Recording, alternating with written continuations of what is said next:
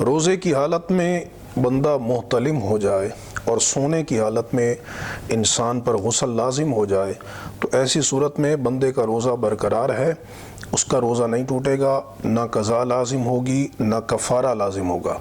اور وہ بندہ جو ہے جب غسل کرے گا تو اس میں استنشاق یعنی ناک میں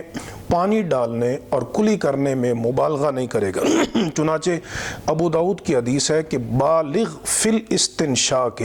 الا ان تکون صائما، نبی کریم علیہ السلام نے ارشاد فرمایا استنشاق یعنی ناک میں پانی ڈالنے میں مبالغہ کرو اور عام حالات میں اسے نرم ہڈی تک پہنچاؤ، لیکن فرمایا اگر تو روزہ دار ہے تو پھر مبالغہ نہ کر، یعنی کلی کی جا سکتی ہے، ناک میں پانی ڈالا جائے گا کہ یہ مسنون ہے، لیکن مبالغہ اس میں کرنا یہ جائز نہیں۔ اور اگر بندہ قصداً ارادتاً جو ہے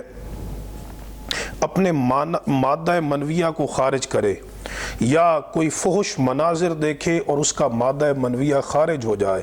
اس صورت میں اس بندے کا روزہ ٹوٹ جائے گا، اس پر قضا لازم ہوگی، کفارہ لازم نہیں ہوگا۔ کفارہ تب لازم ہوگا کہ جب بندہ وہ روزے کی حالت میں اپنی بیوی کے ساتھ جماع کرے یا وہ وطی کرے، تو اس صورت میں اس پر کفارہ لازم ہوگا۔ اللہ تبارک و تعالی ہمیں رمضان کے روزوں کا ادب کرنے کی توفیق عطا فرمائے۔ وآخر دعوانا ان الحمد للہ رب العالمین۔